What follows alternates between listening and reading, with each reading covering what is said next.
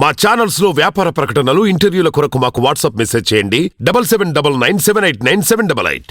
విశ్వం విష్ణువు అని నీకు అర్థం చేయించడం కోసం మహానుభావుడు వ్యాసుడు పడిన తాపత్రయం అది, భీష్ముడు పడిన తాపత్రయం. మనం అది వదిలేసి ఏం చేశాం? మేము విష్ణు సహస్రం రోజు చదువుతాం, 100 మంది కూర్చుని చదువుతున్నాం, 100 రోజులు వరుసగా చదువుతాం. ఈ మెగా ప్రోగ్రాములు దేవుడికి నచ్చవమ్మా. అసలు ఈ ఓడ పెట్టమన్నాడు ఇవన్నీ అంటాడు ఆయన.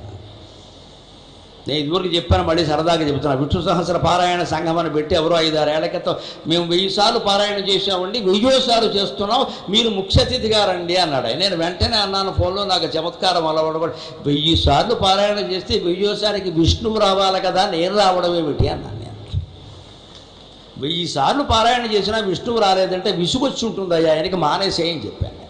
నేను రావడం ఏంటి, గొట్టంగాడిని ఇక్కడ నేను వస్తే ఏమిటవుతుంది? ఇక్కడ నాకు పెద్ద దండేస్తావు, నేనే విష్ణువు అంటావు, అక్కడి నుంచి నాకు అహంకారం వచ్చేస్తుంది. ఇక్కడ ఇక నేను శంఖం చక్రం పట్టుకుని కూర్చోవాలి, పెసరట్టు ఉప్మా ఎవరు పెడతారు? ఇక్కడ శంఖం చక్రం పట్టుకుని ఇంటికి వెళ్ళామనుకోండి, ఆవిడేమిటి దేవుడికి ఏం పెట్టకూడదు నైవేద్యం అని ఇంత పెడుతుందమ్మా, చచ్చిపోతాం.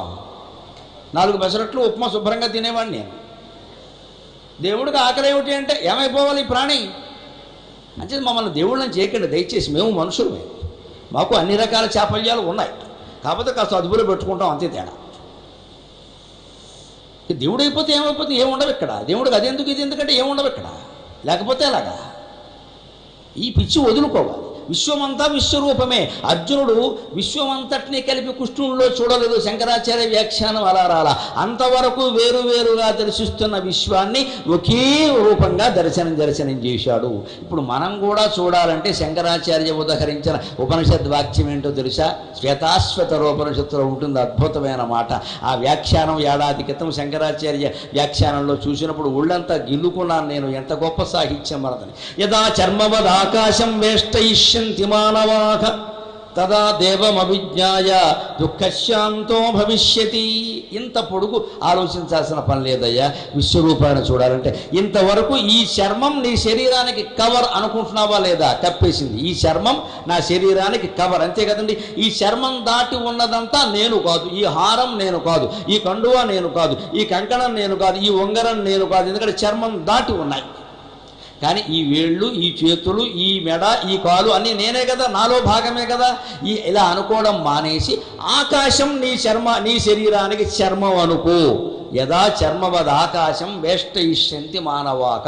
ఈ విశాల విశ్వాన్నంతా పైన కప్పులా కనపడుతున్న ఆకాశం ఉంది, అదే నీ శరీరానికి చర్మం అనుకో. నీ శరీర భ్రాంతిని వదిలిపెట్టు.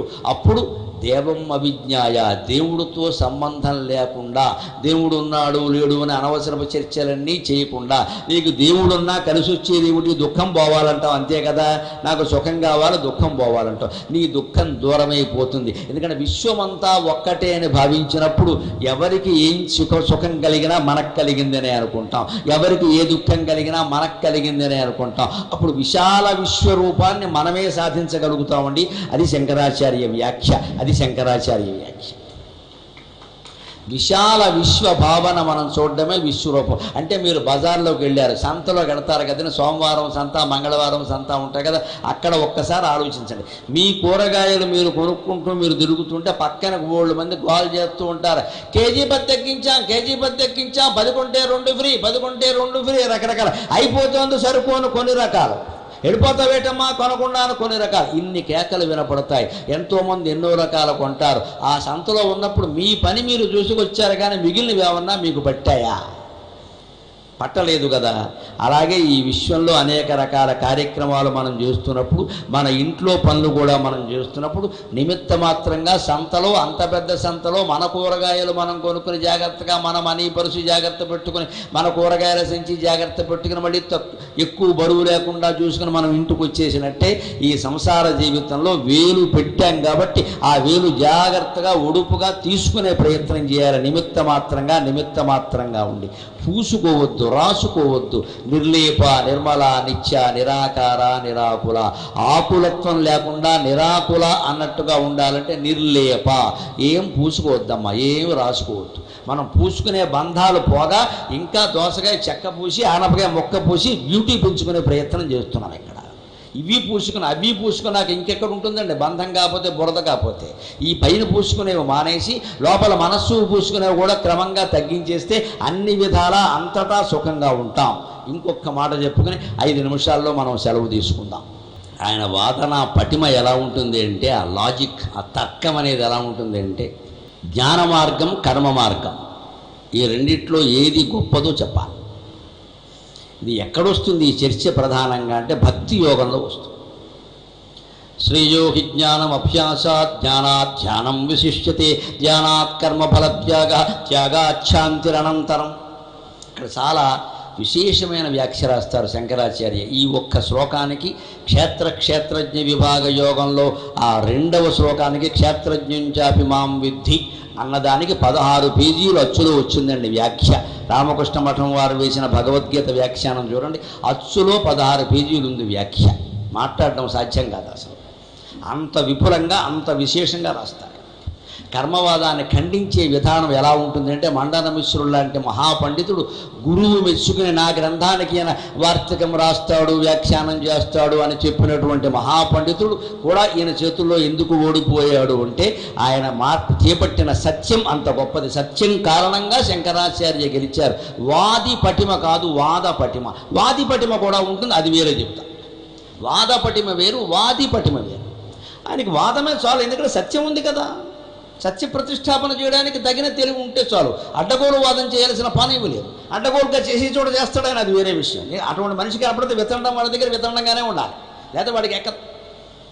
ఇక్కడ శ్రేయోహి జ్ఞానం అభ్యాసాత్ జ్ఞానాత్ ధ్యానం విశిష్యతే ధ్యానాత్ కర్మఫల త్యాగాచ్ఛాంతిరనంతరం. ఎప్పుడు జ్ఞానం కంటే ధ్యానం గొప్పది, ధ్యానం కంటే కర్మఫల త్యాగం గొప్పది. కర్మఫల త్యాగం వల్ల అనంతమైన శాంతిని కలుగుతోందయా అన్నారు. వెంటనే ఇక్కడ పాఠకుడు ఎక్కడ పొరపాటు పడుతాడు, కర్మవాదంలోకి వెళ్ళిపోతాడు. కర్మఫల త్యాగం అంటే కర్మ చేస్తేనే కదా ఫలం, కర్మఫలం ఉంటేనే కదా కర్మఫల త్యాగం. అంచేత జ్ఞాన మార్గం ఎందుకు పనిలేక ఓళ్ళు గ్రహించాలి, ఓళ్ళు విషయాలు, విశ్వమంతా నేనే అనుకోవాలంటే ఇప్పుడు నా వల్ల అవుతుందా? ఏదో యజ్ఞమో యాగమో ఏదో ఓడి చేసేసి దాన్ని పరమేశ్వరుడికి సమర్పణం అంటే నాకు మోక్షం వచ్చేస్తుంది అన్నమాట. గొడవలేదనే మాయలో పడతాడు కదా. అందుకే ఇక్కడ వ్యాఖ్యానం ఏమి రాస్తారు అంటే, ఇక్కడ చెప్పడంలో కృష్ణుడి యొక్క ఉద్దేశం ఏమిటో గమనించండి. తథా కర్మయోగినః అక్షరోపాసన అనుపపత్తిం దర్శయతి భగవాన్.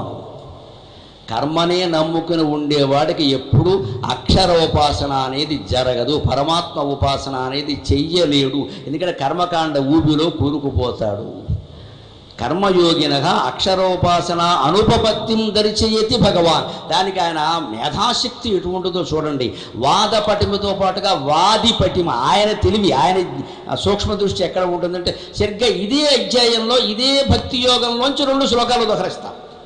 4వ శ్లోకం చూసుకోండి, 7వ శ్లోకం చూసుకోండి, ఏముందో ఏది సరైన మార్గమో దేవుడు చెప్పాడు. 4వ శ్లోకంలో భగవంతుడు ఏమంటాడు అంటే, తే ప్రాప్నువంతి మామేవ సర్వభూత హితేరతాః అంటాడు. జ్ఞాన మార్గాన్ని గురించి చెబుతూ జ్ఞానులైన వాళ్ళు ఎలా ఉంటారంటే, తే ప్రాప్నువంతి మామేవ సర్వభూత హితేరతాః. అందరి జీవుల మేలు కోరుతూ అందరూ తానే అని భావిస్తున్న వాళ్ళు నన్ను అప్రయత్నంగా చేరుకుంటారు. తే ప్రాప్నువంతి మామేవ అన్నాడు. సరిగ్గా 5, 6 వదులు 7వ శ్లోకానికి వెడితే కర్మ మార్గంలో ఉండేవాళ్ళని గురించి ఏమన్నాడు అంటే, ఆయన తేషామహం సముద్ధత్త మృత్యు సంసార సాగరాత్ అన్నాడు. మృత్యు లాంటి సంసారంలో పడిపోయి సాగరంలో పడి కొట్టుకుంటున్న ఈ కర్మ మార్గంలో ఉన్న వాళ్ళని నేను జాలిపడి ఉద్ధరిస్తాను అన్నాడు. తేడా అది. దేశావహం సముద్ధర్త మృత్యు సంసార సాగరాత్, కర్మ మార్గంలో ఉన్న వాళ్ళని. జ్ఞాన మార్గంలో ఉంటే ఏమిటంటే, తే ప్రాప్నువంతి మామేవ సర్వభూత హితేరతః. వాళ్ళు ఎలాగో సర్వభూతాలని ఒక్కలాగే భావిస్తున్నారు కాబట్టి, అద్వైతాన్ని నమ్ముకున్నారు కాబట్టి వాళ్ళు అప్రయత్నంగా నాలో చేరుకుంటారు. నేనేం ప్రత్యేకించి సాయం చేయాల్సిన అవసరమే లేదు. కానీ వీళ్ళు కర్మమూఢత్వంలో ఉన్నారు, కానీ భక్తి మార్గంలో ఉన్నారు, భగవంతుడు నమ్ముతున్నారు కదా. మరి నన్ను నమ్మిన వాళ్ళని కాపాడుకోవలసిన అవసరం నాకు ఉంది కదా. అందుకని తేషామహం సముద్ధర్త మృత్యు సంసార సాగరాత్ అన్నారు. ఈ 2 శ్లోకాలు కలిపి ఇక్కడ ఉదహరించి, తే ప్రాప్నువంతి మామేవా సర్వభూత హితేరతాః ఇది జ్ఞానయాం. జ్ఞానులకి ఆయన చెప్పింది ఏమిటంటే, కైవల్యప్రాప్తౌ స్వాతంత్ర్యం ఉక్త్వా, కైవల్యప్రాప్తౌ స్వాతంత్ర్యం ఉక్త, కైవల్యాన్ని స్వతంత్రంగా వాళ్ళే పొందుతారు అని చెప్పాడు. ఇదే రెండో మాట వచ్చేసరికి కర్మ మార్గం దగ్గరికి వచ్చేసరికి తేషామహం సముద్ధర్త మృత్యు సంసార సాగరాతిథి పారతంత్ర్యం ఈశ్వరాధీనతాం దర్శితవాన్ భగవాన్ అని రాశారు ఆచార్యపాదులు వ్యాఖ్య. ఇప్పుడు కర్మ మార్గాన్ని నమ్ముకున్నవాడు పరతంత్రుడు, వాడంతట వాడు పొందలేడు, దైవుడు అనుగ్రహిస్తేనే పొందుతాడు. ఎప్పుడు పొందుతాడో చెప్పలేము. కర్మఫలాలన్నీ అనుభవించాలి కదా, మంచి అయినా చెడ్డైనా అనుభవించకుండా పోడండి. మీకు ఆశ్చర్యకరమైన విషయం ఏమిటంటే రామకృష్ణ పరమహంస షిరిడీ సాయి ఇద్దరి మధ్యలో ఒక సంఘటన ఉందండి. జీవిత చరిత్రలు చదివితే అర్థమవుతుంది. రామకృష్ణ పరమహంస 1886వ సంవత్సరం ఆగస్టు 13వ తేదీన ఆయన వెళ్ళిపోవాలి అని నిర్ణయించుకుని విపరీతంగా తాపత్రయపడి అమ్మవారిని యాచిస్తే ఆయనకి అవకాశం దొరికింది, ఆయన వెళ్ళిపోయాడు.